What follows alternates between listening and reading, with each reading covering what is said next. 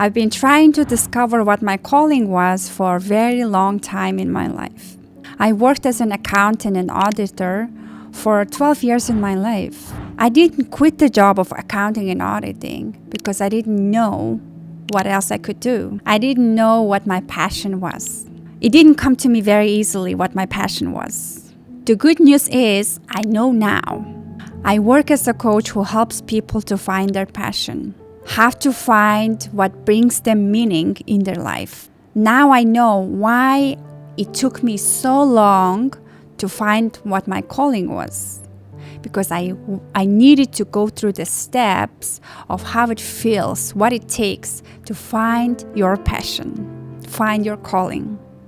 Now, if I was to share only one advice on how to find your passion, it will be learn how to listen to your intuition and learn how to act on it.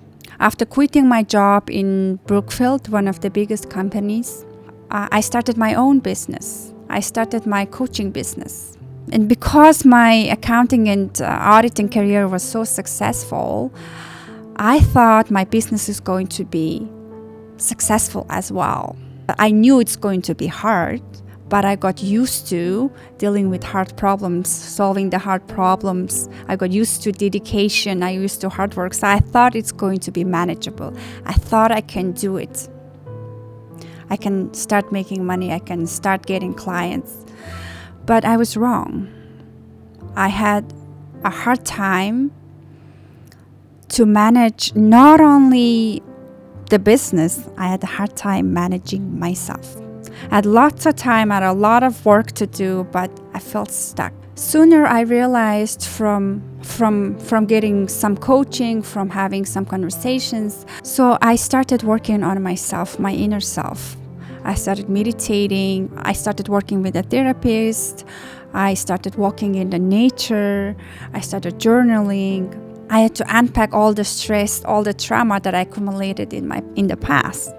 And eventually I started getting some clarity that if I want to be happy, if I want to have a fulfillment, lasting happiness that I'm desiring by starting the business, I had to start working with myself. I learned that the power is in me. So I started looking back at what I did and what makes me me, what makes me unique coach. Let me tell you a story about myself. It's a unique story that tells a lot about me, which I've realized later when I was reflecting back in my story. In 2016, I was living and working in Mongolia. I am from Mongolia and I was born and raised in Mongolia. I read a book called Seed of the Soul by Gary Zukav. In that book, it talked about universe. It talked about how we exist as a whole. There's science, there is calling, there is purpose and meaning in our lives that we have to find. And it gives me chills and goosebumps. It makes me so excited because I knew that this was true, but I just never come across the word that speaks so beautifully about our life, about the Earth School, about our intuition, how powerful we are as humans. After 1 week of researching about Gary Zukav, I realized that there is a retreat coming up in a few days' time from then.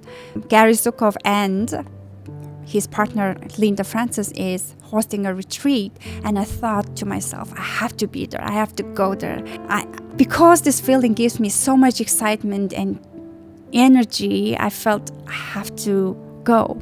And all of a sudden, all the things happened to me. I got all payments from the translation work I did before. Everything worked out except my work. I talked to my parents that I wanted to go to a retreat for only 7 days. I'll be back very soon. It's exciting. And I bought a ticket for 7 days. And I told my work that I'm sick.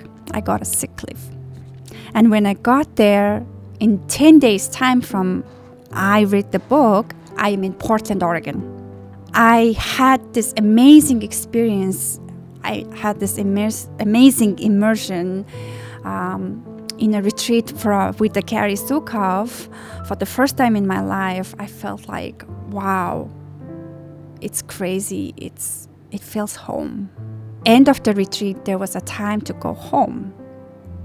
I had this inner knowing, my gut feeling was telling me, and I think my consciousness was raised up, activated during the retreat. So I had this inner knowing that I had to stay in the US for longer. It was undeniable inner knowing that I had to stay. With my logical brain, it felt like, oh my gosh, how about my work? How about my life in Mongolia, where I'm going to stay in US? I'm not even allowed to work here. So there was a battle between my head and my inner knowing, my heart. So I took a plane to Mongolia, and I did the craziest step in my life. I decided to get out of the plane halfway in San Francisco, where I'm supposed to just have a layover. I told the people that I'm not going to continue this flight all the way to Mongolia. I'm going to stay. My heart was like bumping. I was exploding, but I had this very tiny but profound inner knowing that I made the right decision. So here I am with no plans in US all of a sudden in San Francisco. And in 3 days' time, I made another crazy decision. I wrote an email to my work that I am not sick. I'm actually in US and I'm going to quit my job. I'm quitting my job because I followed my soul. I followed my intuition. These are the words that I explain the reason for my quitting. Because I was so brave. I was only 24 years old, but I was so brave to know that if I tell the truth, it's going to give me a peace of mind later on. I knew that I cannot be dishonest with the world around me and consider myself a spiritual person. So I decided to go with a complete honesty. And they sent me, oh, this is so crazy, I don't understand. We give you some days so you can come back. I didn't go back. So I was hanging around in US. I was staying at my family's friend's place. Luckily, I had a friend that let me stay at their place for a little bit. And because I had no job, because I didn't have anything to do, I was just chilling there for a few months. I knew I had to go back, but I was just taking my time to walk in the parks, get some coffees, discovering more about the universe. I was reading more books about self-help, awareness, intuition, inner knowing, praying, and getting signs. I got more deeper into the world of spirit. And one time, I was asking the universe to get me a nice job, which makes me happy, and give me a great family, great partner. And I was telling all the things out loud, what I want. I even wrote an email about the criteria, how it's supposed to be. And one day, I met this charming person, charming gentleman. It was one of my last days in US. And when I met him, I felt something special. I felt there was a connection. I felt there was something unique about him.